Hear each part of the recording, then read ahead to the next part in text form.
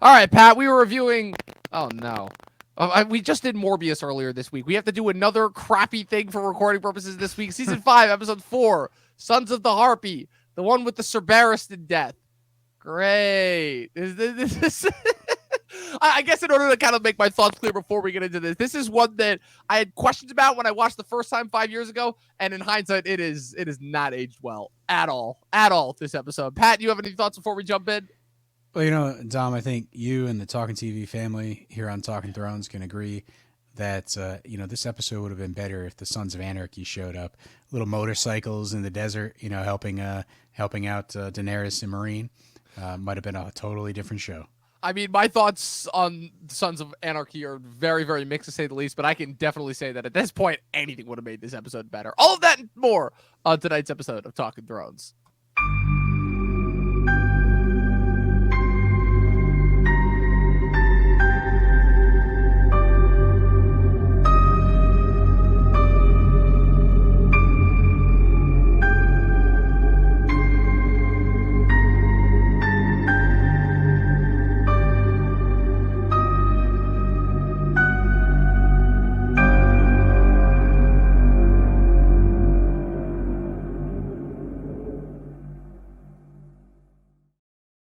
All right, Pat, we've officially reached the point in the show where the show where the quality has definitely dropped off to a point where it was questionable before, but now it is just straight up reaching problematic territory, because we come to, after 3 episodes of some pretty good setup, some pretty all over the place, like character decisions and motivations that didn't quite make sense, but it was still relatively new into the season. Now we're at episode 4, and episode 4 is usually the make or break to determine whether the season's going to be good. Seasons 2 through 4, all of their 4th episodes were pretty jam-packed and pretty action-filled.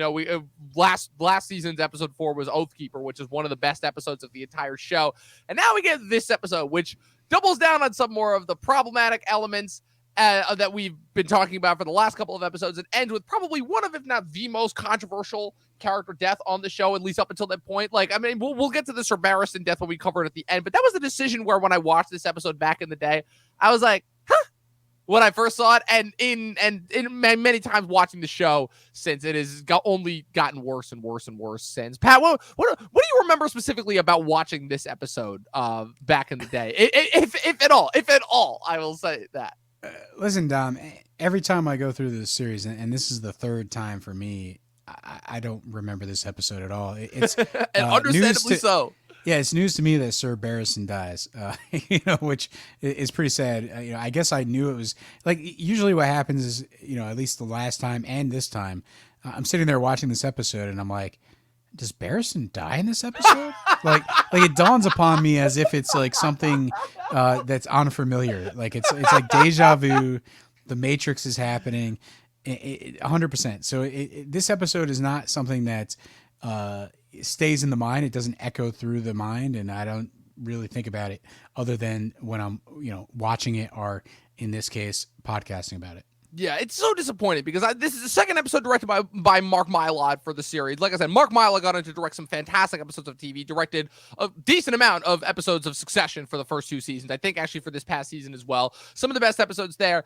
And this poor bastard, he's a track record of, this is the second episode that he does for this season, and the second episode that he does for next season, that being No One, which famously is my least favorite episode of the entire show. And yeah, it goes to show, this is also the first episode written by Dave Hill, who was the last writer that they would bring on for the entirety of the show, and his credits also included Home, which is the second episode of next season. He also wrote the Eastwatch episode of season 7, and then the first episode, Winterfell, of the final season. And yeah, at this point, it's like too little too late as far as talking about the actual talent and what they could have done about this episode. But let's start with probably one of the less problematic moments of this episode. I guess if I can give my general thoughts before we get into it, it's just the fact of, it's got a few good moments, but overall it's a lackluster episode for probably a lot of the same issues that I had with last episode, which is that it's mostly setting up for later events. But the difference being is that last episode, there was actually like some cool stuff happening, and like some pretty good moments that happened in the episode. You had the Janos, the Jon killing Janos Slynt, the Tyrion being kidnapped moment, Brienne's conversation with Podrick. You had a decent amount of good moments. And here, it's more moments that are supposedly trying to build up the plot, but they're ruined by the fact that we know the plot ends stupidly, and then there aren't enough compelling character moments in between in order to really keep us captivated, with the exception of one, which I'll get to in a little bit. But first, let's kick it off with Tyrion. He's on the boat. What's it called? Sorry, I take it back. First, it's Jorah knocking out some poor fisherman in order to steal his boat. Yeah. So we're off to a good start. It's like, off to a great start. Fade up, exterior, nighttime. Jorah just beats up a man for his boat. Beat him up. That would have been more honorable. No, just one shot takes this dude out. It's like, Jesus, what is with Jorah's on a tear here, just taking out people with one shot, like he does with Tyrion later on. And yeah, so it could have just started on the boat. Like, yeah, I don't think there was a necessarily reason. Scene? I guess it goes to the dialogue in the scene where Tyrion, he obviously is playing a game, like he's kind of singing through the gag, and Jorah can't stand it, so he rips it off, and this gives Tyrion a chance to talk to him. And during this dialogue sequence, it's Tyrion, just his mind's working, and he's like dissecting who it is, and he looks at the bear sigil on the armor, and he figures it out, right, that they're heading east, and calls him out, like, you're Mormont. And it gets to the point where essentially Tyrion is basically dissecting exactly what he's doing, and he tells him, like, you're a desperate man, you're doing this, you're bringing, you were exiled, and you're bringing me in front of her in hopes that she'll kill me and restore her faith in you, but it's likely the other thing will happen the other way around. Right. And so this is basically the first scene that pits these two characters that we like, fan favorites, together, and it sees how they interact, and they're essentially like testing their skills. Right.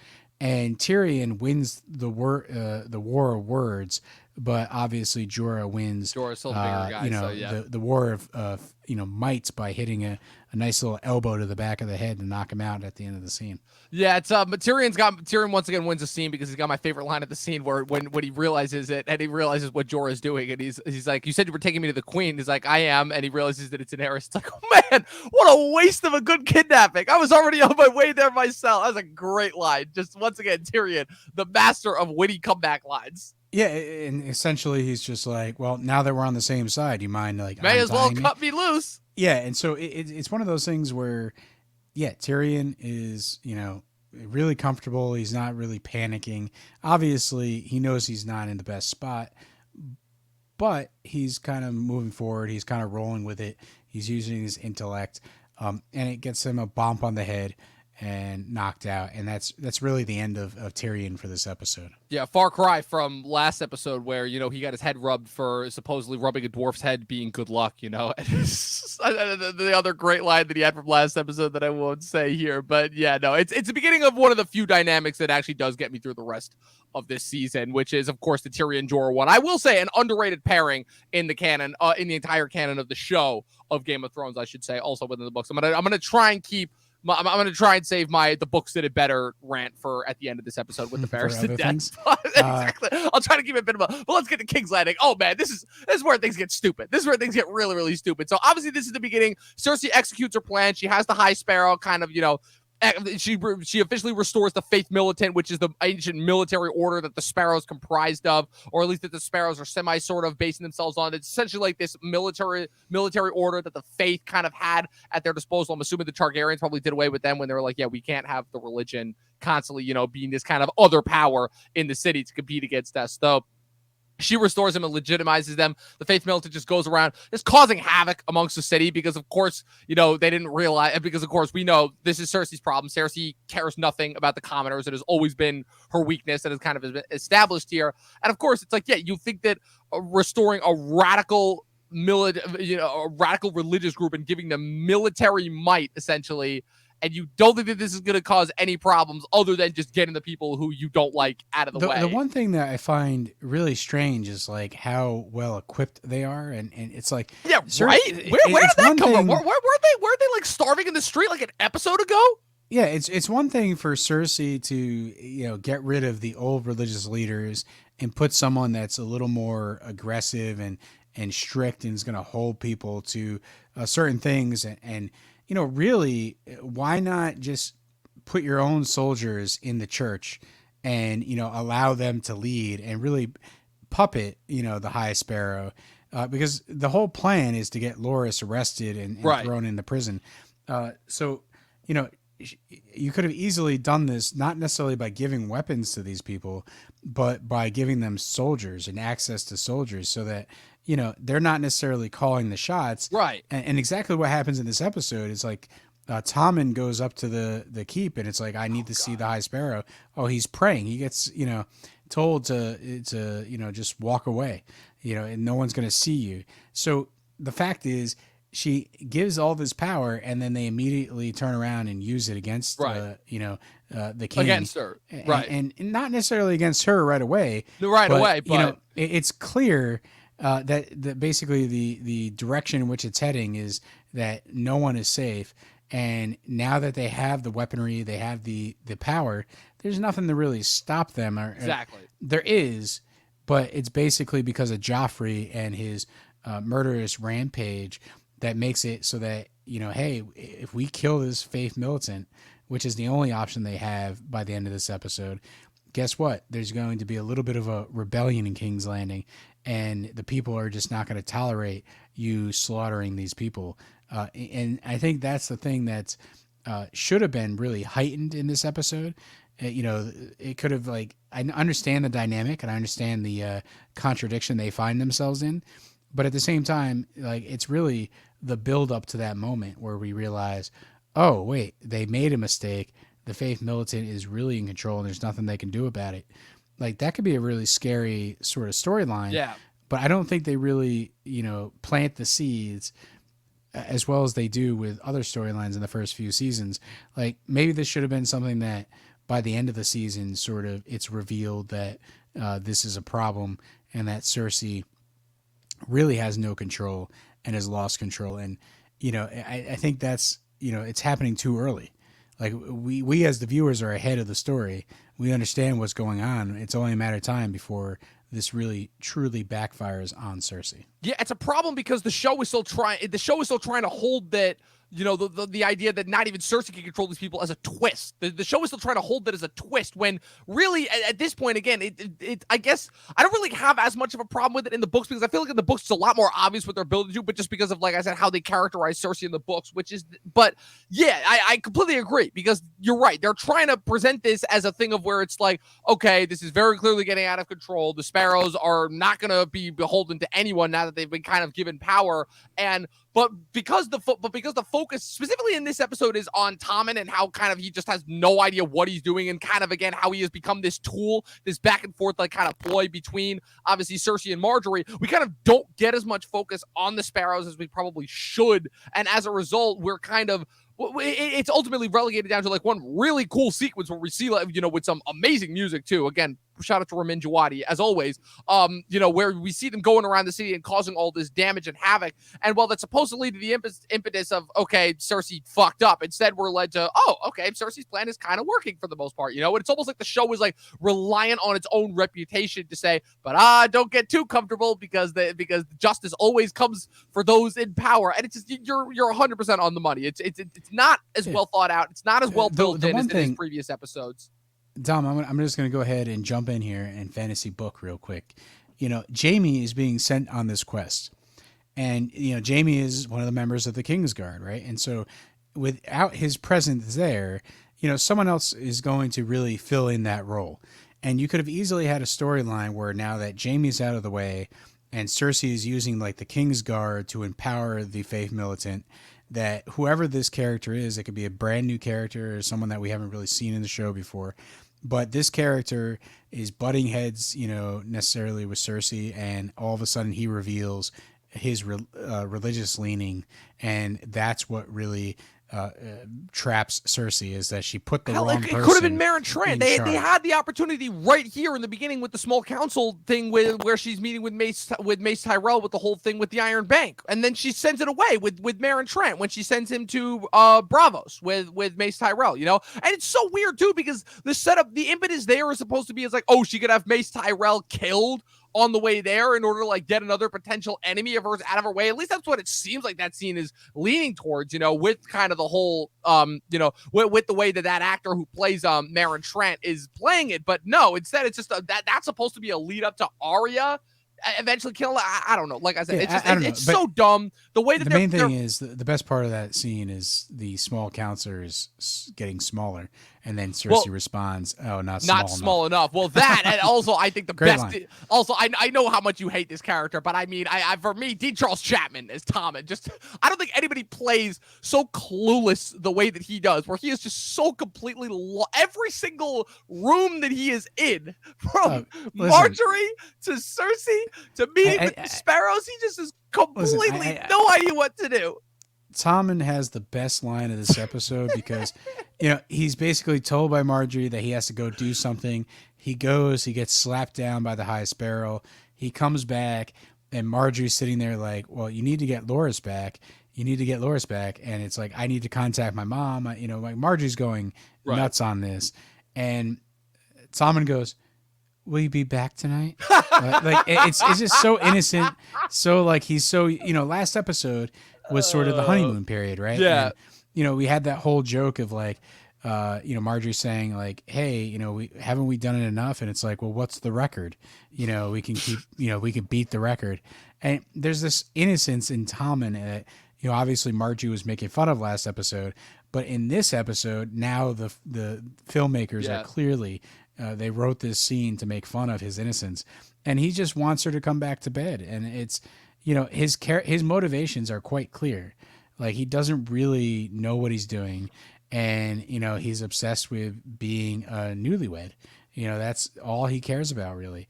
And I wish that throughout the rest of the, season or two that he's left alive, that they showed more of him sort of being devoted to Marjorie just for the sake of young love.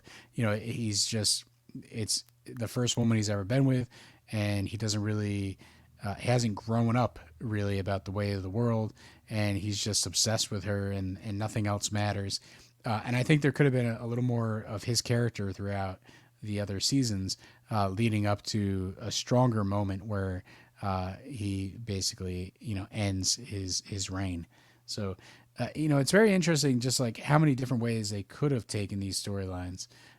It's very easy for us to, sit in a computer chair in front of a camera and doing podcasting or, behind the mic. But the fact is, like, anyone could fantasy book this episode and amp it up, a little detail here, a little detail there. And, I think it would have made a better story. Yeah, I agree. The only other point that I really have here, which again is that this sequence, the King's Landing sequence in this entire thing, is a hilarious demonstration of how much Tommen sucks at everything. His reactions here are perfect to how all the women that he kind of interacts with are much smarter and clearly using him. We'll talk about Dorne next. That's a really other big thing. The only other moment that I want to talk about quick is it's just a moment of confusion that I have, which is the Winterfell scene that we have where it's Littlefinger and Sansa in the crypts, where he tells her that Stannis is going to take Winterfell soon. That scene is just confusing to me because it's like, couldn't you have told her that last episode when you were trying to get her to accept this marriage proposal? I mean, if anything, it's just more of a more like kind of ammunition for my Littlefinger argument that Littlefinger is just now an idiot that has no idea what he's doing, as opposed to this really smart, cunning, calculating character that we'd spent the first 4 seasons with. But it's like, I don't know, if you're Littlefinger and you're trying to convince Sansa to accept this marriage, I get that there's the whole idea of, you need to get them to go full on into something before you reveal all the information. I understand that. But wouldn't it have been more opportune? Oh yeah, take your place here at Winterfell, so that way when Stannis comes and takes Winterfell, but instead he's telling her that now? It's like, what? Yeah, Dom, I think we argued about this for like 20, I don't know if we argued, but we definitely talked about it. We talked about it a decent amount. Yeah. It basically that, why would Sansa ever, who's exactly starting to understand that, her needs need to come before, other needs, and, how to play the game and how to get what she wants. And she's starting to understand how to manipulate people and play on the game that, Littlefinger's playing. There's no way that at that point, with the education that she's had, from when she left King's Landing to now, that she would at all think it's acceptable to go to Winterfell. But now they're in the crypt, already at Winterfell, already convinced by something that should never have convinced her. And now he's telling her, something that is a little more convincing if it was said last week as they approached Winterfell, as opposed to this week. And I just don't know. Like, I guess it does make, everything that we talked about last time, where it's like, he's trying to make an alliance with the Boltons and, but that's not really what he's doing. We now know this episode he's trying to wait it out. Right. So I think it muddles the waters. Even more than they were already muddled. Yeah, exactly. There could have been better clarity starting at the beginning of the, last episode, the beginning of this sort of plot line, to understand that she's basically being implanted as a mole. And if they played that angle a little bit more, the reason why she's, not really willing to leave is because she's expecting Stannis to come and capture the castle. Like, that's one of those things where, like, Brienne's waiting outside of Winterfell like this whole time, and she's not willing to light the candle and all that stuff. It's one of those things where that could have added to what she's thinking about and why she's making certain decisions. So again, I don't know what happened overall to the writing in this season, but yeah, it's just from my point of view, it's like there are still good scenes, but it's just that intricate, everything sort of seems well thought out, well planned. Everything's landing sort of, at least gracefully. Yes, it's not there this time. It's not there this season. There's a lot of, now that I'm watching it a second and third time, there's a lot of like, oh man, like I was hoodwinked by this the first time I was watching this. Yeah. And my whole thing with it, and I think the reason why it feels so abrupt whenever you hit that, between 4 and 5 is because, like I said, 4 is still very clearly while Martin was involved, while they were still going based off the books. And so when you get to 5, which is where they're starting to prepare you to jump away from the books, and they start to implement this new style. Like I said, the production goes up, and the writing is just, there's just more and more and more holes, because it's like, just, you're right, like the whole, whatever it was, the thing, whether it was George R. R. Martin or whatever that was just tying everything together, it is not there this time. They are still technically based off the books, but it is just not there. That streamlining, everything is so well thought out and put together moments, And I know, it sounds like basically, this podcast is just going to become the two of us complaining, but the fact is, this scene is actually not that bad. It's just not in the place that we expect it. Exactly. It should have been. Which you could argue too is probably an editing thing, not just a writing thing. Because I don't know what the shooting schedule is for these. They shot it in Winterfell, but I think the conversation could have happened outside the gates of Winterfell. Leading up to it, as they're approaching. So it's like different timing, different location. This scene could have been a little more. It could have landed better for me, but overall, it kind of makes sense. Like. Littlefinger is explaining what's happening and what he wants to accomplish. He's tying into Stannis, although the bigger plot of him teaming up with Stannis, like Stannis wants the Iron Throne, so how does that really help Littlefinger get what he wants? Or is Littlefinger sort of content with some sort of permanent alliance with Sansa? Again, I'll refer you to my point last episode that I made about how none of Littlefinger's decision making in any of these sequences makes any bit of sense, and it makes way more sense for him as a character to just stay put where he is in the Vale and let the forces that be play it out, so that he can say, because it makes no sense for him to be making moves when there is so much uncertainty up in the air as far as the death of Tywin Lannister. Stannis is making moves north against the Boltons and all of that. But 2 quick sequences that I wanted to cover real quick before we get into Dorne. Yay. And then the ending sequence, which is the moments at the wall. The wall. Minimalistic in this episode. Like I said, they keep it on the DL. That's probably another reason why this episode sucks so much, because we barely get any moments at the wall, which is the best storyline. Because we're both marks for everything that's happening at the wall at this time. Well, yeah, because again, the wall's the best storyline this entire season. But so two big moments, significant moments that happen here. Well, technically 3, but Jon being set up as, again, future king of the North, with Sam giving the letter from the Boltons. Okay, yeah, we got that. Stannis' speech to Shireen. It's so weird, because all of these moments that happen, it was weird them happening in the last couple of seasons, but it was less obvious because at the time, we didn't really know that they were what they were building to. His speech here, it's so weird because it's, in hindsight now, knowing what we know, it's clear that it's meant to set up that he does love her, so that it's a setup for how heartbreaking it's going to be when he eventually sacrifices her. But here's what's confusing about everything that's happening at the wall, and this also ties into Melisandre and the next sequence that I'm going to talk a little bit about as well, which is, Stannis has clearly said multiple times that, has stated multiple times that despite his fanaticism, right, and despite his kind of unbending will towards doing whatever it takes in order to get what it is that he wants, or he believes that what is owed to him, he has always kind of made clear that that Shireen is important to him, that she's a part of like his kind of honors and value system. If that he is an honor, despite the fact that he is a lot smarter, he is still an honorable man. Honor and duty is kind of what motivates and justifies a lot of his decisions. It's why he's able to find such a kinship with Jon.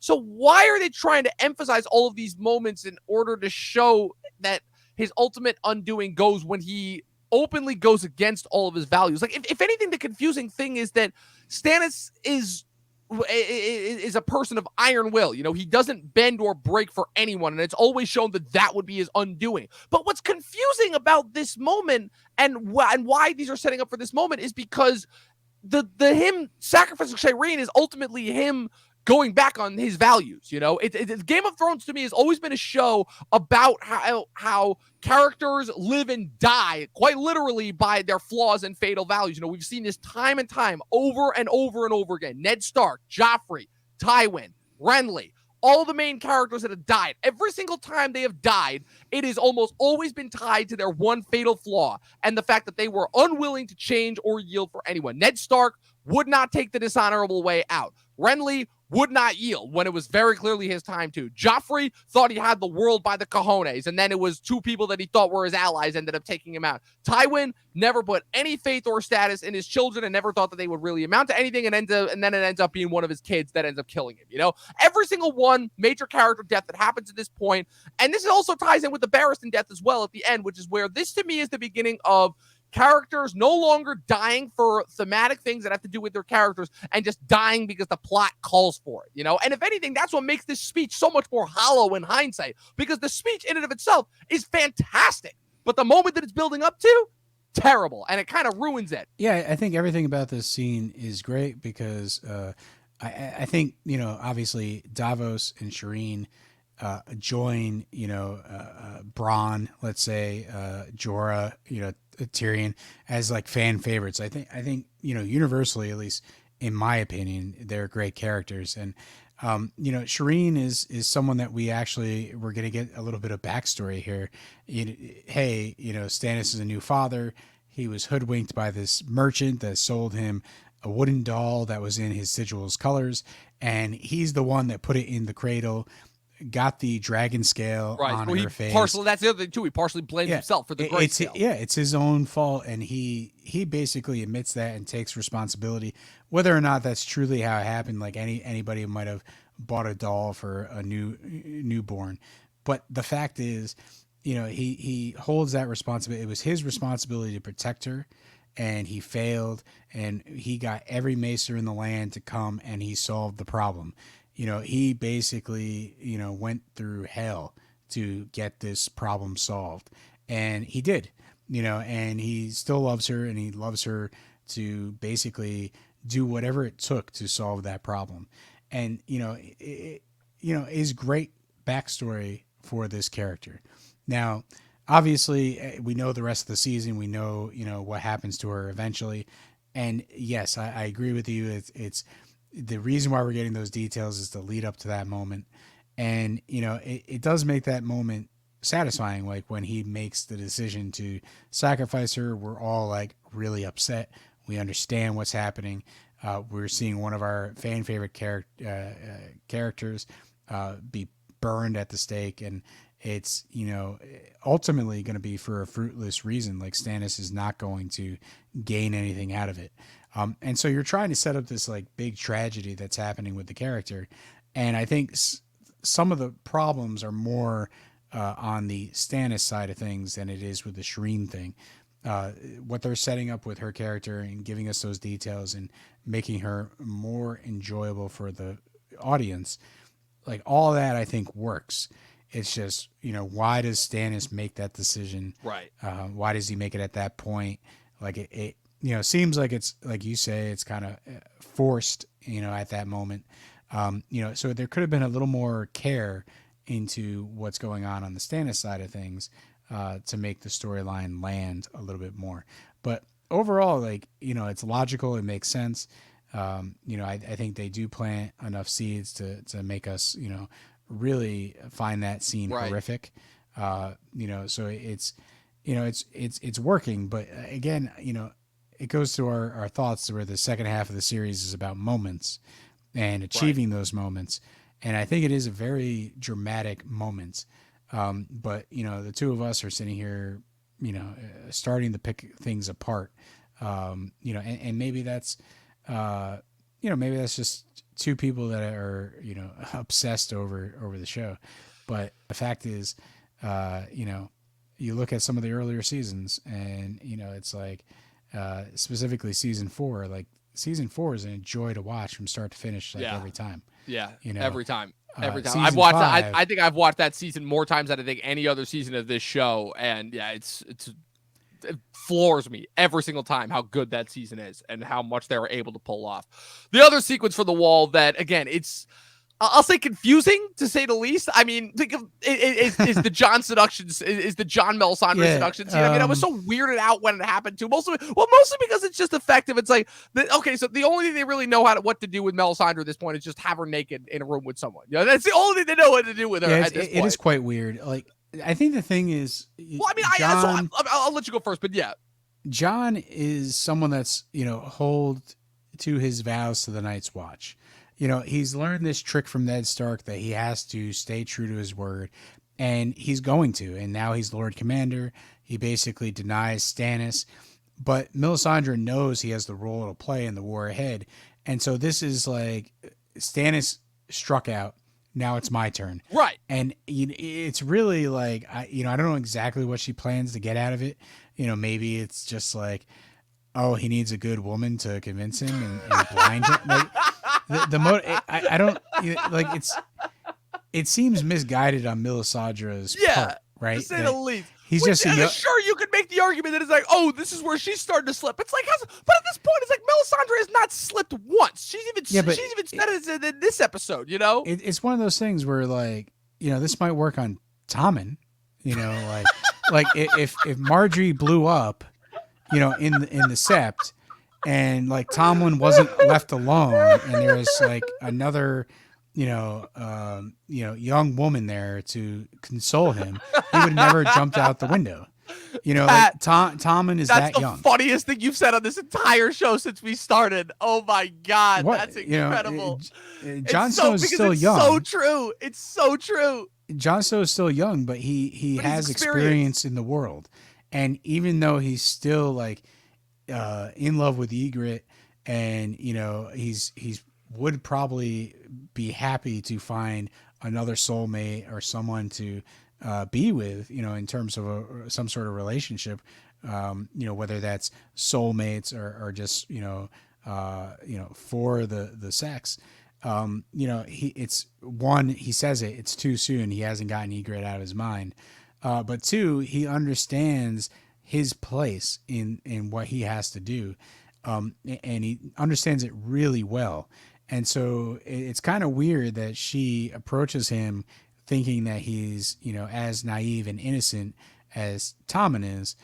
Maybe we, the viewers, understand that he's grown, but it just doesn't quite fit for me. It's for me, it's strangely enough, I can almost sort of see it on that, just within the context of the scene itself, let's call it. I can sort of see where they're both coming from, because Melisandre's probably done this play hundreds of different times on more quote unquote experienced lords, and they've been hoodwinked every single time. But also it's the fact that she's definitely not ready for the fact of Jon kind of being in this really weird spot where he's just young enough to not fall for her ploys the way some older men would be, but he's also just experienced enough to not be completely hoodwinked by her like Tom. And so that's definitely and so he is definitely the specific experience where she was not expecting, right? At least within the context of the scene. Here's why the scene still makes no sense. Because Go ahead. Okay, because no, it's funny your reaction. Because Melisandre is a very interesting character in that this is in the book where this is based off, right? This sequence is pulled directly from A Dance with Dragons, which is where this is the first book where we actually get a viewpoint for her perspective, and it's very obvious to her that kind of she's almost like the Dr. Manhattan of the Game of Thrones verse, and that she can kind of see everything that's going on, but understands also that everything is in flux and everything is always constantly changing. So she's another character like Varys or Littlefinger that's constantly always trying to play out 10 steps ahead. The only difference being is that she's basing it off of like magic and shit that is yet to play out, as opposed to Varys and Littlefinger, who are making their play based off of like, you know, people and things that are transpiring within front of them. So because she's always trying to like go based off of magic, you know, like I said, there's a lot of things that she does, specifically in the books too, around this time period, like you know, in the background, that are not really being brought to the forefront. And it seems almost like she's jumped ship from supporting Stannis and believing in Stannis as the one who is meant to defeat the darkness and Jon, because now that she's at the wall, she understands that the conquest is not for the Iron Throne and the Seven Kingdoms at all. It's against the White Walkers, and she understands that Stannis at the end of the day is not going to be the guy to fight off the White Walkers. It's Jon. So in the book, she starts executing a series of decisions that seem to support this hypothesis. Like I said, she keeps Mance Rayder alive secretly. She stays at the wall in order to advise Jon. She advises Jon about the Karstark rebellion, about the Karstarks rebelling against Stannis, and that they're going to betray him. You know, all these moves that clearly show that she is not at all behind Stannis now, and is instead very much in Jon's camp, you know? But in the show, they're trying to do it to, no, she still supports Stannis 110%, but she also knows that Jon has a role to play. So she's trying to play this 50-50 back and forth thing where she's trying to get Jon to support Stannis. And so it doesn't go at all against, so it goes completely against what her character is motivating, you know, because her struggle, because the thing that this series really screwed up with her specifically is showing that her struggle, she doesn't care at all about, about the conquest for the kingdom. She cares about the conquest against the army of the dead. And they don't do a good job of really establishing that, I don't think, personally. And two, it's the fact that she is, again, because of the, you know, what she has devoted her life to, she is supposed to kind of constantly be, you know, behind this one person. You know, it is Stannis for the bulk of majority, but then it also could be Jon. So again, it's getting into the idea of prophecy being, you know, manipulative. So was she with Stannis just because he was the one that would bring her to Jon, or did she not know about Jon and then Stannis ended up bringing her to her? Whoever, whatever the case may be, it's very confusing, to say the least, is the problem. And it comes from, again, to me, a lack of, you know, secure motivation as far as specifically on her part.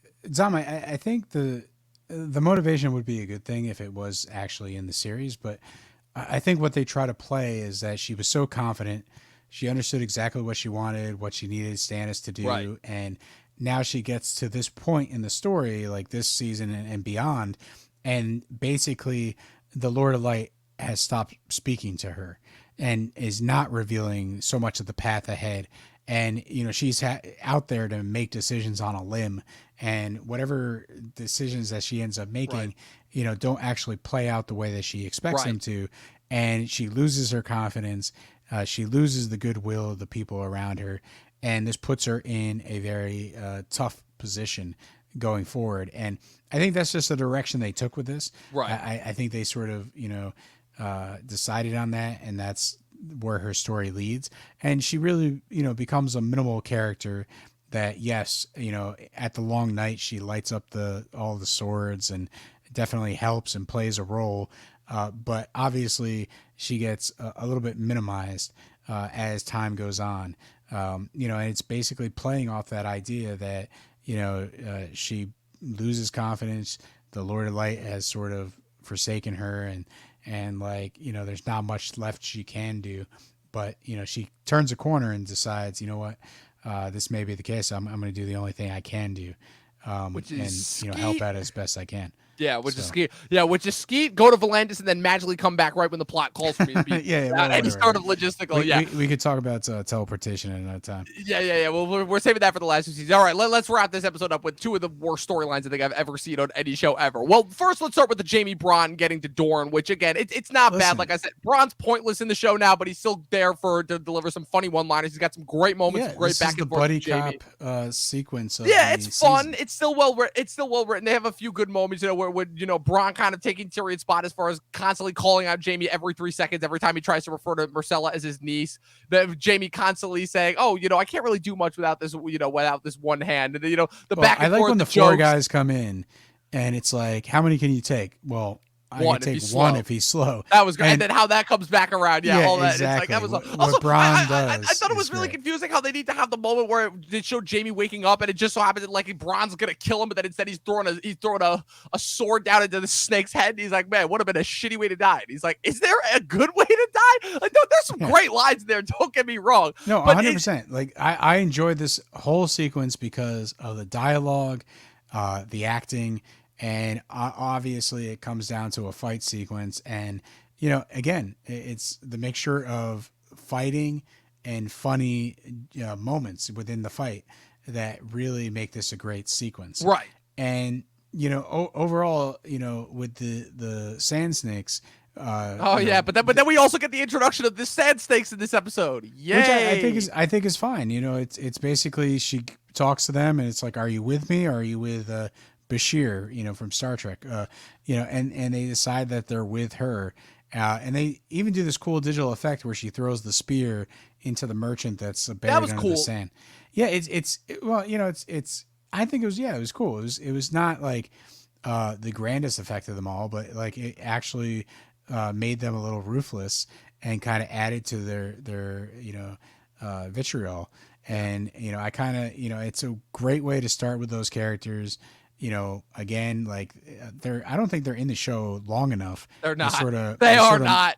They sort of minimize them pretty quick, but they're kind of awesome characters, and you know, they just are underutilized later on. In concept, yeah. I will also point out that 2 of the 3 Sand Snakes, one of the Sand Snakes, Obara, the oldest one, is actually Academy Award nominated actress Keisha Castle Hughes, who was nominated for a movie called Whale Rider back in 2003, I want to say it is. And the other one, the one with the whip. Love Whale Rider. Yeah, well, yeah, that's her, the main chick from Whale Rider, as the lead one, and what's it called, the one who Olenna makes fun of at the end of next season, you know, for looking like an angry little boy or something like that, and what's it called, and then you have the one with the whip is Jessica Henwick, who famously is Danny Rand's girlfriend in Iron Fist. It's another Game of Thrones holdover, and oh man, this is definitely that point where I'm like, why are there so many actors that are crossing over between Game of Thrones and these crappy Marvel shows? That was when we kind of lost the appeal of Marvel because Daredevil and Jessica Jones had kind of come. Luke Cage had come, and then Iron Fist had kind of come out and ruined the trajectory that they all had.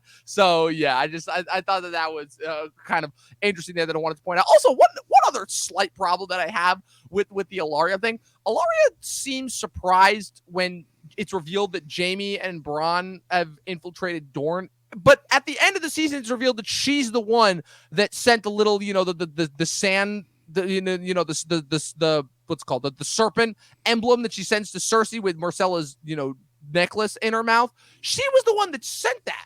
So why is she acting surprised when the Lannisters are gonna make a move in order to try and rescue her? You know, like, is that just for the Sand Snakes appeal? Like, I don't know. That just the whole thing was confusing when it's like when Ilaria makes it seem like, oh, this is happening completely randomly. And it's like, bitch, you started this. Like, and it's like, I can understand if you were acting this way for Duran's appeal, but these are the people who you're trying to get on your side who have just as much, if not more of a reason to hate the Lannisters than you do. So yeah, it's either, like you say, for effect, like she's sort of, you know, surprised, or it's literally overlooked by the show. So I don't know. I would give them the benefit of the doubt that it's an in-character type of thing. But, you know, who knows? It's not really brought up again. It's just they move on and tell the story that they're telling. Also, that was definitely a budgetary thing where she's going to meet up with the Sand Snakes and she meets up with them at some random tent that they constructed, like on a beach coastline. God, could you just imagine the logistics of trying to plan that? It's like, okay, where are we going to meet? Oh, yeah, just meet us at this spot. Little ways down the beach. I mean, they don't have mile markers. They don't measure by yards. So it's like, I don't know. Yeah, listen, that's one of those dumb little things that I just want to It's definitely one of those things for production that sometimes, you know, in the script, it's written to be a certain area, and then you basically have to streamline it for the sake of, you know, finding a location. Yeah, I know. Like I said, I'm nitpicking and having fun, but no, 100%. Like I just went over this with my, you know, my students in my production class, and you know, it's supposed to be a scene that happens in front of 2 houses, and it's like, well, maybe we should find a different location, like a bus stop, because maybe they'll be heading. It's like, I'm towards sorry, their but unless house. those two houses are incredibly intrinsic to the motivation of what the characters are trying to get across, that the location, it really doesn't matter there. Yeah, exactly. So it's one of those things where sometimes you gotta make a decision to change your location, and it definitely. We would have to talk to someone on the crew, but it seems like that's one of those things, like indescript, middle of the desert. Like, they're also trying to hide their moving, movements from the king. So I guess I understand that, but it's really generic and really bland. Really, and, it really is. Indistinguishable. I'm pretty sure that they literally used the same location for that meeting as they did with the Jaime Bronn Dornish soldiers fight sequence. Like the two are literally identical to me as far as that same goes. day. Same day, one done. Right? One done. Boom. Okay, bring in the next set of actors. All right, let's wrap this up. Let's get to Meereen with the last sequence. Let's talk about how Grey Worm is the only Unsullied. Oh, I had that as a note. So I had 3 major notes that I had written before we could break down the scene and how freaking stupid it is. So my top 3 points. So number 1, why would the Unsullied believe that the Sons killed absolutely everyone and not suspect that one woman left at all?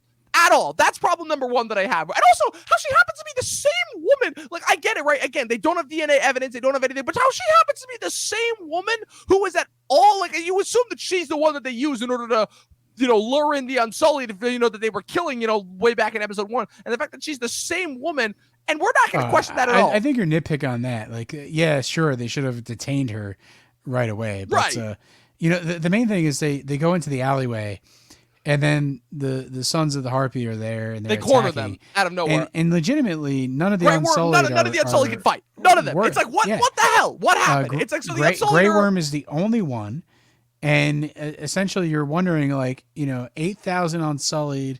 She was supposed to pay all this money, and they were supposed to be the most valuable fighters in the world. They're the best fighters in the world. Nobody can take them down. And they're getting taken down by these bunch of, like, really, you got to assume that the Sons of the Harpy are not trained assassins, I mean, no, you don't know, but they're doing pretty well. They're doing pretty damn well against the Unsullied.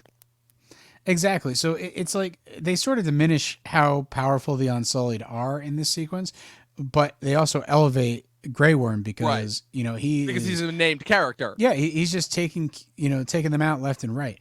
Like to me, they should have contrasted it with a couple different alleyways and.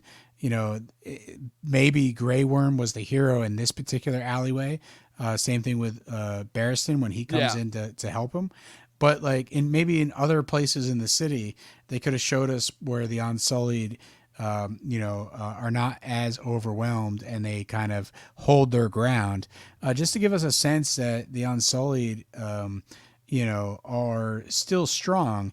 But in this particular alleyway, like. It's just they were overwhelmed. Like, this was like the main brunt of their attack. So they could have visually showed us that, the Unsullied weren't completely weak. So confusing because, I don't understand what it, like. I'll chalk it up to it being a budgetary restraint and everything. But like I said, it's this moment was what kind of killed the whole, oh, wow, the Sons of the Harpy. They're actually like a pretty engaging and really threatening foe here. And instead, this is the moment where it's like, no, wow. So the Sons of the Harpy are once again just the bad guys that we're going to call to every time we need the plot to show how much of a hard time Daenerys is having, which is where, again, I really, really hate to keep doing this, but in the books, it was a thing of where you didn't have these massive attacks from the Sons of the Harpy coming out. It was, again, it was very strategized. It was very political. It was very deliberate. There would be Sons of the Harpy attacks every couple bits. And when they did attack, it was so shadowed that, again, nobody would be able to see where they were coming from. Quite literally, like they're literally the Game of Thrones equivalent of the League of Shadows, And on top of that, there was a virus going around the city as well. So it wasn't just that you had these random Sons of the Harpy attacks. It was the fact that the soldiers that she had were not well equipped to deal with them because everybody was dying from this pale mare virus that's going around nonstop. So you have that kind of juxtaposing it. But here, because again, you're right, because you need something in order to combat the fact that the Unsullied or the Second Sons or any one of them wouldn't be able to find and take care of the Sons of the Harpy within 3 seconds flat. And now on top of that, you're going to have this sequence that goes to show, no, not only are the Sons of the Harpy once again, just better than the Unsullied, which goes completely against everything that we were told about the Unsullied being this unstoppable force. But now you're just gonna have it where it's like, oh, okay, now the Sons of the Harpy, now they're really a threat because they can just come out and kill as many Unsullied soldiers as they want, except for the one that's, you know, the only named character of them, so therefore plot armor. So not only is it just a terrible execution, it's also sets up a really, really bad precedent that Game of Thrones last couple seasons, unfortunately, carried through to the end, which was, okay, so if you're a named character, unless like it's very clearly setting up to be your time, like they do with Ser Barristan in this sequence, you're basically gonna like escape from any sequence, like basically unscathed. The biggest offense to me was the Long Night and how so many of those characters made it out of literal like death-defying scenarios. And I even have a problem with this in Battle of the Bastards too. But well, why do you think Theon made it through the whole series? He had to be one of those casualties. Well, there you go. There you go. But yeah, no, and of course this leads to the Ser Barristan death, which I have as my third point here, which is a death that was so bad, so needlessly excessive and so stupid that it reeks of them needing to get him out of the way so they could put Tyrion into that position. It's such a stupid death that even the actor, Ian McElhinney, you know, he's not going to like say anything to, you know, he's not going to go out of his way to do anything unprofessional, you know, but he was very vocal about how displeased he was at his character being killed off, because even he understood. It's like, he's like, this is, and I even said it, I'm like, this is Barristan the Bold. This was the leader of Aerys Targaryen's Kingsguard for 30 years. This is the dude that took out how many people single-handedly on the Battle of the Trident, had to be restrained from killing Robert Baratheon when he saw Tywin Lannister present to him the bodies of Rhaegar's children in a shroud. This is one of the greatest fighting warriors in all of Westeros, and he gets killed by a bunch of cutthroats in some back alley. Like, I get it, he's old, but like it shows him like this dude is a legendary badass fighter, you know? I think the thing is, like, obviously he goes in there to help Grey Worm, and you know, he gets injured with no backup too, I'd like to add also. Yeah, that's fine. And he kills a lot of the Sons of the Harpy. But I think the fact is, like, at the end of the episode, I think they're about to like slit his throat, and then Grey Worm helps out, or whatever. Right, Grey Worm kills the guy before. Exactly. So there's not 100% like he's dead. He's just severely injured. And I think what have made a much more interesting storyline is like Barristan is sort of down and out for like an entire season. Like, he's recovering. Like, he's now, like they did with Grey Worm. Exactly. He's like in the bed, and, you know, it's like, we don't know if he's going to live or not. And, you know, obviously maybe have him, you know, come back for a bigger moment, a bigger death, or, you know, whatever the case may be, have Sons of the Harpy sneak in and murder him in the sleep. Like, they could have definitely used him beyond this sequence, because when I finished watching the episode today, I was like, oh, well, you know, they really don't conclude that he died. You know, they kind of left it open where he could. If anything, I was confused by that when I watched it the first time, because the first time I watched it, they very clearly leave it up to ambiguity, where Grey Worm is trying to where Grey Worm saves him from like getting his throat cut, and then he collapses. So you're not sure. It's like, oh, are they both dead? Is one of them alive? One of them not? So it definitely, again, it's another classic, like I said, thing of that they do a lot in these last couple seasons. That, like I said, I am not at all a fan of when they do this, where they leave something up to be ambiguous, but then just tell you about it after the fact. It's like, no, it's like, I fucking hate when they do this, because, like I said, to me, if this was a different world, like I said, because again, you never had this sequence in the books. You still have, like I said, Barristan is not even dead in the books. Barristan is still very much alive, because he's the one that's still like kind of leading Meereen after Daenerys leaves on the back of the dragon after the dragon pit moment. And so they clearly kind of reverse it so that they can get Barristan out of it, so that they can have Tyrion kind of come in to replace him as her advisor, right? And then you have the Grey Worm kind of coming back out, because Grey Worm's the one that's out of commission for the second half of the show. But so you had the Grey Worm Melisandre kind of establishment, you know, with the romantic arc, and I can tell you exactly how it would have gone if it was kind of like what I like to call phase 1 Game of Thrones, which is the first 4. Is that in this sequence you have the ambiguity, but you have Barristan survives and Grey Worm dies. That to me is where that to me is very, very much so where old school Game of Thrones would have done it, because Grey Worm, he's the much younger character. He's the character that's got the romantic kind of thing that's developing with Melisandre. He's a leader of the Unsullied. He's kind of being built up, versus Barristan. He's a little bit more of a veteran. People might take him more for granted. He's a little bit more so part of that old world. You know, obviously he's the more battle-worthy experience, but to me, that would have been more the classic Game of Thrones thing. I'm not saying that it would have apologized for like the earlier sequences, how stupid the logistics of how easily the Sons of the Harpy took out the Unsullied were, but it would have felt like, I think, a little bit more in line with Game of Thrones. I mean, I don't know. What do you think? I think in this scenario here, like neither of them needed to die.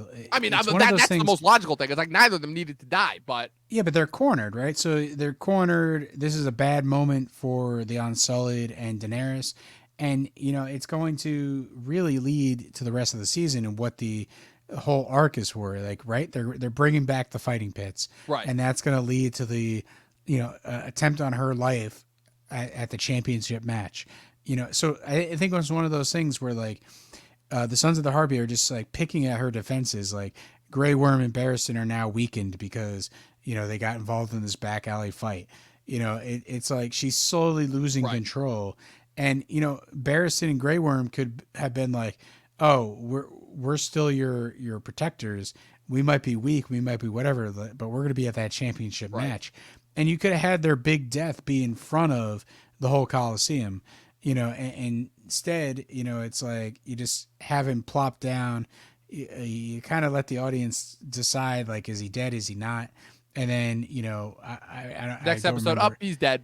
Yeah, I don't remember what happened. And once again, kind of reeks of we're not quite sure yet of making the decision, so we're gonna leave it here while we finally decide. And then once it's like yeah, we're dead. Well, they wrote the whole season in one go, so it's not like they shot the episode and then they went to shoot the next episode. Yeah. So, they kind of knew this cliffhanger was going, but I guess I hate when they do this. I hate when they do this so much. I guess they might have shot it one way, expecting maybe the director kind of messed that up and shot it one way, but it was supposed to be the other way. You never know with these things. Like it's we can only speculate about what happened and why it was shot this way, and it ultimately comes down to a decision was made in the way to shoot it, and it's like neither of us are happy about it. Yeah, not at all. Not at all. Who are we? Yeah. Unfortunately, who are we? Only the people that could have saved the show. But hey, who knows? That's why we have this podcast. You're putting us right there on that pedestal. Oh, I absolutely. I am putting us there on that pedestal. 100%. Yeah. So people, that was it. That was our recap of season 5, episode 4, Sons of the Harpy. For me, easily my least favorite episode of this show since we started this recap last year. R.I.P. to Ser Barristan, an awesome character, a character that was gone quite literally way too soon.